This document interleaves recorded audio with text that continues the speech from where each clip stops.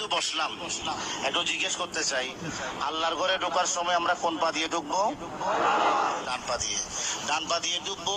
আর আমাদের একটা দোয়া আমরা পড়ে থাকি, দোয়ার মতো কিছু কারচুপি হয়েছে, যেটা তথ্য চুরির মতো আর কি। আমাদের দেশের ম্যাক্সিমাম দোয়াগুলোর মধ্যে আল্লাহুম্মা আফতাহ আলী আবওয়াবা রাহমাত এটা আছে। আবার মদিনা শরীফের মসজিদের মধ্যে যখন যাবেন সেখানে বিসমিল্লাহি ওয়াসসালাতু ওয়াসসালামু আলা রাসূলিল্লাহ আল্লাহুম্মা আফতাহ আলী আবওয়াবা রাহমাতিক এটাও রয়েছে। আমরা যারা এটা জানি এটা পড়বো এবং ডান পা দিয়ে মসজিদে ঢুকবো, ঠিক না? এরপরে মসজিদ থেকে বের হতে হবে কোন পা দিয়ে? বাম পা দিয়ে। সেখানে আমরা একটা দোয়া পড়ি, সেখানেও দোয়ার আগে রাসূলের পাকে কি দিতে হবে?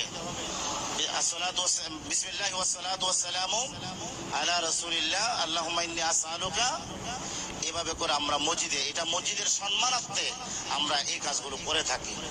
এরপরে যে কাজগুলো সাধারণত হুজুর এবং এটা হাদিসের রেফারেন্স আপনাদের সামনে বলা হলো, আল্লাহ আপনাদের আমাদেরকে আমলে নেওয়ার তৌফিক দান করো।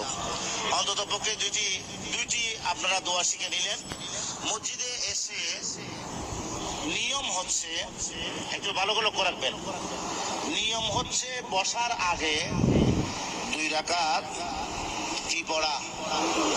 দুখুলুল মসজিদ নামাজ পড়া।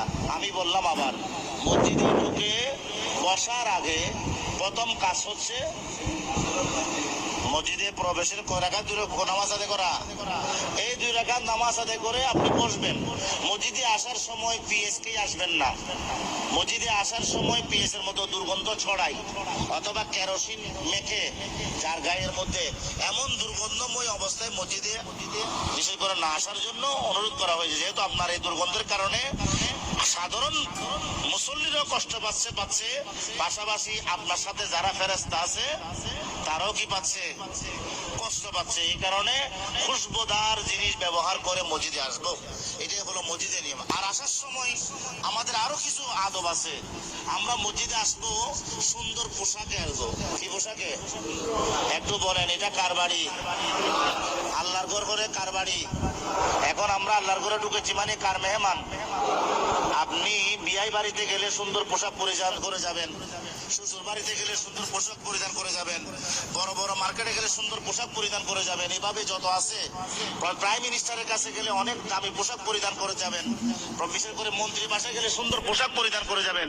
এটা তো রাজাদিরাজের রাজা, যিনি পৃথিবীতে রাজা বানান, ওনার ঘরে যে এলে আমাদের সুন্দর পোশাক পরিধান করে যাওয়ার দরকার আছে না নাই? এই জন্য সুন্দর পোশাক পরিধান করে মসজিদে আসা, মসজিদের আদব রক্ষা করে চলা, এটাই হলো মূল কাজগুলো। আল্লাহ আমাদেরকে আমল করার তৌফিক দান করো। এবং হুজুর বলেছেন পৃথিবীর প্রথম মসজিদের কথা, এবং মসজিদে উসসিসা আলা তাকওয়া, পৃথিবীর মসজিদ মসজিদে কুবার কথা, মসজিদে জুল কিবলাতাইনের কথা। এগুলো মক্কা শরীফের মধ্যে মশহুর মসজিদ, যেগুলোতে নামাজেরও কি আছে তারতম্য। মক্কা শরীফের মধ্যে 1 রাকাত নামাজ পড়লে কয় রাকাতের সওয়াব?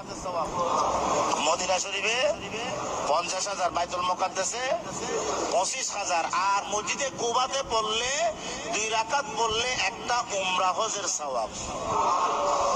এইভাবে বাকি মসজিদগুলোর সওয়াব বরাবর।